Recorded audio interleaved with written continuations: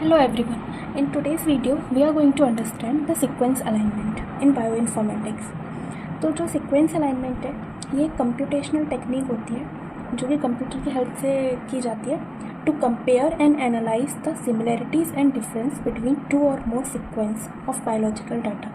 जैसे biological data like जैसे कोई DNA है, RNA है या फिर प्रोटीन के सीक्वेंस हैं, तो हमने एक सीक्वेंस ए लिया, एक बी लिया, ये एक सीक्वेंस ये दूसरा सीक्वेंस, तो इन दोनों सीक्वेंस में कितनी सिमिलैरिटी है, कितने ये अलग है, कितने सिमिलर हैं, इसको चेक करने के लिए हम सीक्वेंस अलाइनमेंट की स्टडी करते हैं। सीक्वेंस अलाइनमेंट सिंपली दो टाइप के होते हैं, मेनली और भी होते हैं बट मेनली दो टाइप के होते हैं। फर्स्ट इज़ ग्लोबल अलाइनमेंट, दूसरा है लोकल अलाइनमेंट। तो इसको भी आगे देखते हैं। तो पहले हम देखेंगे ग्लोबल अलाइनमेंट। ग्लोबल अलाइनमेंट में क्या होता है कि टू सीक्वेंस, इसमें दो सीक्वेंस लेंगे क्योंकि उनको हमें कंपेयर करना है, तो टू सीक्वेंस होंगे जिसको हम एंड टू एंड मतलब स्टार्टिंग से लेके एंड तक पूरा कंपेयर करेंगे और उनको ट्राई करेंगे मैच करने का, मतलब उनमें सिमिलरिटी आए ऐसे हम उसको अलाइन करने का ट्राई करते हैं। तो ग्लोबल अलाइनमेंट में टू सीक्वेंस होते हैं जिनको हम एंड टू एंड ट्राई करते हैं मैच करने का, उनकी पूरी लेंथ तक। जैसे ये ए सीक्वेंस है, ये बी है, ये सपोज़ कोई सीक्वेंस है जो यहाँ तक जा रहा है और ये कोई सीक्वेंस है जो यहाँ तक जा रहा है, तो हम यहाँ से लेके यहाँ तक उसको पूरा मैच करने की कोशिश करते हैं, अलाइन करने की कोशिश करते हैं स्टार्टिंग से लेके एंड तक। ये जब ग्लोबल अलाइनमेंट जब हमारे काम में आता है जब कोई भी दो सीक्वेंस है और उसमें हम एक्सपेक्ट करते हैं कि ये पूरी लेंथ यानी यहाँ से लेके स्टार्टिंग से लेके एंड तक पूरी लेंथ तक इसमें काफ़ी ज़्यादा हमको सिमिलरिटी मिलने वाली है, मतलब लाइक 60-70% तक हमको इसमें सिमिलरिटी मिलने वाली है, ऐसा हम एक्सपेक्ट करते हैं कि ये एंड से लेके यहाँ तक सिमिलर होंगे, तब हम ग्लोबल अलाइनमेंट का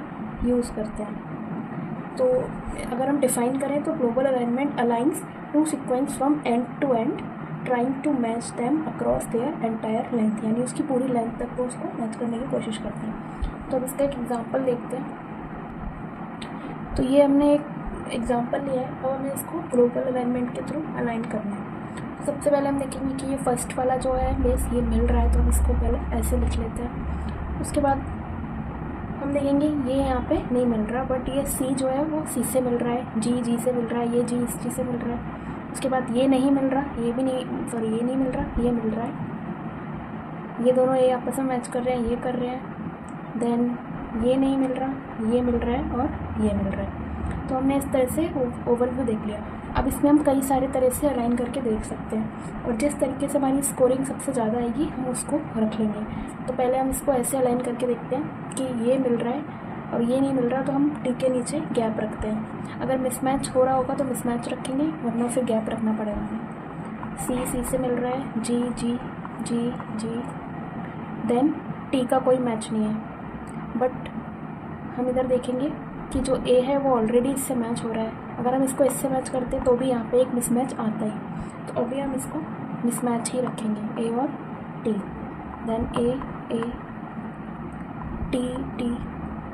फिर अब हम देखेंगे ये जी कहीं पे मैच नहीं हो रहा, ये टी इसके आगे वाला इससे होना चाहिए, बट ये तो इसके साथ हो जाएगा आराम से, इसलिए हम यहाँ पे एक गैप इंट्रोड्यूस कर देंगे जी के साथ और बाकी टी और सी। तो ये समझ में आ गया होगा आई थिंक कि यहाँ पे कोई पॉसिबिलिटी नहीं थी। अगर हम इसको मिसमैच करते टी को सी के साथ तो भी आप देखो तो फिर ये सी जो है ये रह जाता, इसके लिए हमको गैप इंट्रोड्यूस करना पड़ता है।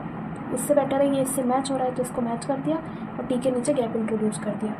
यहाँ पे अगर हम देखें, अगर हम यहाँ पे गैप भी देते तो भी एक ए हमारे पास बचता ही, हमें ए को इस टी के साथ करना पड़ता, इसलिए हमने यहाँ पे मिसमैच को रखा।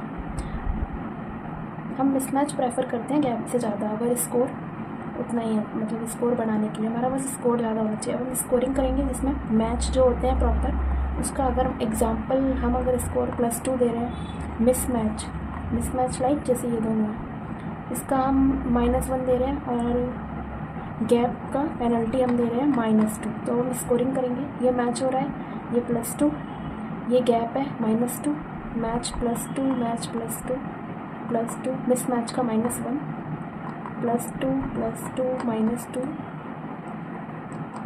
एंड +2। तो यहाँ से माइनस वाला ये एक हट गया, बाकी एक ये हट गया और एक -1 बचा। तो 2 4 5 6 7 8 9 10 11 12 12 माइनस 1, हमारे पास जो स्कोर आ गया वो आ गया +11, जो कि काफ़ी अच्छा स्कोर है।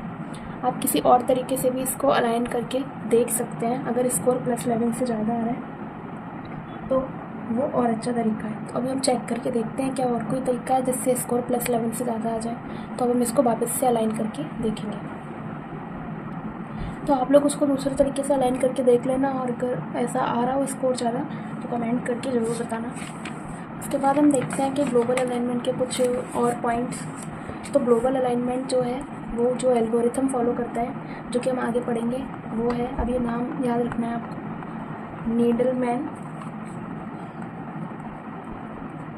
Needleman Wunsch algorithm. जो ग्लोबल अलाइनमेंट है वो यूज़ की जाती है ग्लोबल अलाइनमेंट में। इसमें क्या होता है, स्कोर दिया जाता है, डिफरेंट अलाइनमेंट पॉसिबिलिटीज़ हम क्रिएट करेंगे कि हम 3-4 तरह से अलाइनमेंट कर लेंगे, और फिर जिसका हाईएस्ट स्कोर होगा उसको हम प्रेफर करेंगे। ग्लोबल अलाइनमेंट को यूज़ करते हैं कंपेयर सीक्वेंस को, जिसमें अगर कोई इवोल्यूशनरी हिस्ट्री सेम है, हमें लग रहा है कि ये सीक्वेंस काफ़ी हद तक सेम हो सकता है, तो हम ग्लोबल अलाइनमेंट को यूज़ करते हैं। कंजर्व्ड रीजन जो होते हैं डीएनए आरएनए में, उनको पता करने के लिए, या फिर पूरे सीक्वेंस में कितनी सिमिलरिटी है ये देखने के लिए हम ग्लोबल अलाइनमेंट का यूज़ करते हैं। एसएनपी डिटेक्ट करने के लिए भी ग्लोबल अलाइनमेंट का यूज़ किया जाता है। अब हम देखते हैं next local alignment. Local alignment में क्या होता है, फोकस किया जाता है ऐसे रीजन्स को, ऐसे अलाइनिंग रीजन्स को ढूंढने का जो हाई स्कोरिंग सेगमेंट हो। कोई भी एक बड़ा सा ये सीक्वेंस है, इस सीक्वेंस के बीचों बीच या फिर साइड में कहीं भी एक जगह जहाँ पे हमको हाई स्कोर मिलेगा, हम उस अलाइनमेंट को बॉक्स के अंदर कवर कर देंगे, मतलब उसको अलाइन मानेंगे, लोकली अलाइन करेंगे, और उस स्कोर को ही इसका फाइनल स्कोर मानेंगे। इससे क्या होता है, हम इसमें बेस्ट अलाइनमेंट ढूंढते हैं कि कोई भी सीक्वेंस है उसके अंदर ही within a specific region of sequence हम उसमें बेस्ट अलाइनमेंट ढूंढने की कोशिश करते हैं, और जो बाकी का फालतू पार्ट होता है जो कि सिमिलर नहीं होता उसको हम रिमूव कर देते हैं। जब हमें लग रहा है कि कोई सीक्वेंस है और उसके किसी स्पेसिफिक पार्ट में ही हमें सिमिलरिटी मिलेगी, तो उस टाइम हम लोकल अलाइनमेंट का यूज़ कर लेते हैं। अब इसमें एल्गोरिथम कौन सी यूज़ होती है, तो लोकल अलाइनमेंट में स्मिथ वाटरमैन एल्गोरिथम यूज़ होती है। ग्लोबल अलाइनमेंट में नीडलमैन वुंश एल्गोरिथम, और लोकल अलाइनमेंट में स्मिथ वाटरमैन एल्गोरिथम यूज़ होती है। तो अब इसका हम एग्जांपल देख लेते हैं। तो पहले अभी मैंने एक बहुत बेसिक एग्जांपल लिया है। तो इसमें हम देख रहे हैं दो सीक्वेंस है, डिफरेंट लेंथ है उनकी, उससे हमें मैटर नहीं करा, हमें सिर्फ ये देखना है बेस्ट अलाइनमेंट का। तो अब हम अगर यहाँ पे देखें, हो सकता है ये यहाँ से स्टार्ट कर देता, फिर भी हमें बस ये देखना है मैच कहाँ आ रहा है। ये मैच है, ये मैच है, मैच मैच, ये मिसमैच है,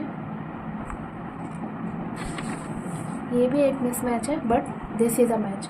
अब ये लास्ट में ये सी और सी मैच हो रहा है, इसलिए हम इसको यहाँ से लेके यहाँ तक, ये हो गया हमारा लोकल अलाइनमेंट। अगर लास्ट में ये मैच नहीं होता तो हम इसको कंसीडर नहीं करते और हम इसको सिर्फ यहाँ तक लेते हैं, टी तक। बट अभी दो मिसमैच के बाद एक मैच भी हमको मिल रहा है जो कि हमारा स्कोर अच्छा करने में हेल्प कर सकता है, इसलिए हम इसको भी कंसीडर कर लेंगे।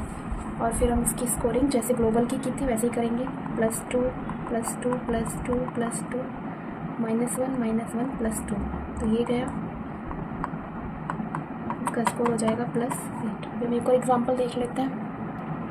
अब ये हमें एक बड़ी सी सीक्वेंस दी हुई है, अब हमें इसका लोकल अलाइनमेंट करना है। तो सबसे पहले हम इसका एक ग्लोबल अलाइनमेंट करेंगे, उसके बाद ही हम लोकल उसमें से फाइंड आउट करेंगे। तो सबसे इजी तरीका होता है, सबसे पहले काउंट कर लो, लाइक ये फर्स्ट है, ये 2 है, 1 2 3 4 5 6 7 8 9 10 11 12, इसमें हमारे 12 बेसिस हैं, 1 2 3 4 न्यूक्लियोटाइड्स है, 12 न्यूक्लियोटाइड्स, 1 2 3 4 5 6 7 8 9 10 11 12, और इसमें भी हमारे 12 न्यूक्लियोटाइड है।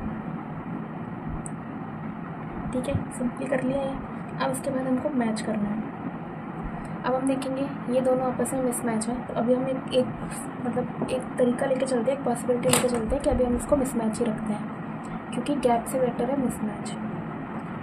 अब ये सी और सी मैच हो रहे हैं तो ये चलने देते हैं, जी जी मैच हो रहे हैं। देन हम देखेंगे ये फिर से एक मिसमैच आ गया, लेकिन अगला वाला ए है वो मैच है, तो फिर हम इसको मिसमैच ही रखेंगे, सी सी टी टी। अब हम देखेंगे कि जो जी है यहाँ पे कोई जी नहीं है, बट यहाँ 2 सी है और यहाँ 2 सी हैं जो जी के नीचे आ रहे हैं, तो हम इसको मिसमैच नहीं रखेंगे, हम इनको आपस में मिलाएंगे। तो इसके लिए हमें क्या करना पड़ेगा, नीचे जी की जगह हमको जी के नीचे हमको गैप इंट्रोड्यूस करने पड़ेंगे, और जो ये वाले सी हैं उसको हम इसके साथ मैच कर देंगे।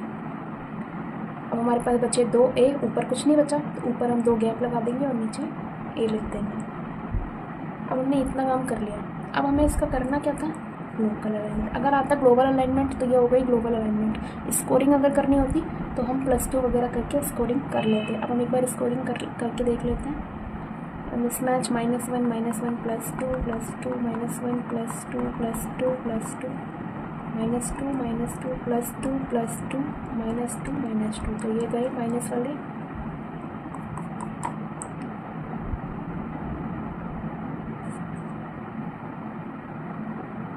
ये आ रहा है +3, काफ़ी कम स्कोर आ रहा है इसका। अब हम इसका लोकल अलाइनमेंट करके देखते हैं। अब हम यहाँ से जो ये मिसमैच है इसको लोकल में नहीं लेंगे, पहले हम मैच को लेंगे। तो यहाँ से हमारा प्रॉपरली हमको मैच अभी दिख रहा है, तो हम यहाँ से लेके जाते हैं इसको। अब हम देखेंगे हमें गैप्स को कम लेना चाहिए, बट इसमें हम देख रहे हैं कि गैप्स के बाद हमको 2 मैच भी मिल रहे हैं, इसलिए हम इसमें इन गैप्स को कंसीडर करेंगे, ठीक है। और हम ये हो गया हमारा लोकल अलाइनमेंट। अब हम इसका देखते हैं स्कोर। तो इसका स्कोर हो जाएगा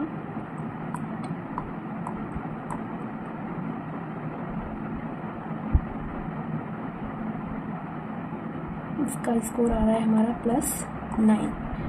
4 5 6 7 8 9 10 ये आपस में कट हो गए, 10 - 1 या।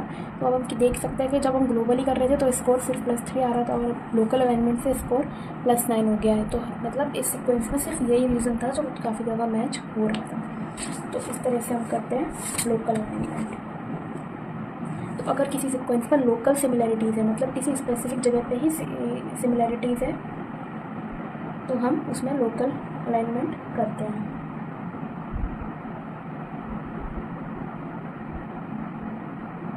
अब लोकल अलाइनमेंट जो है वो यूज़फुल होता है फॉर आइडेंटिफाइंग फंक्शनल डोमेन्स, मतलब कोई किसी भी स्ट्रक्चर के अंदर कोई फंक्शनल डोमेन पता करना है, कंजर्व्ड मोटिव, कंजर्व्ड रीजन पता करने के लिए, या फिर कोई बहुत बड़ा सीक्वेंस, बहुत लार्जर सीक्वेंस है, उसके अंदर हमें काम सिर्फ इतने से है, तो हम पूरे सीक्वेंस की क्यों अलाइनमेंट करेंगे, हम सिर्फ इतने रीज़न की अलाइनमेंट करेंगे। उस केस में हम लोकल अलाइनमेंट को यूज़ करते हैं।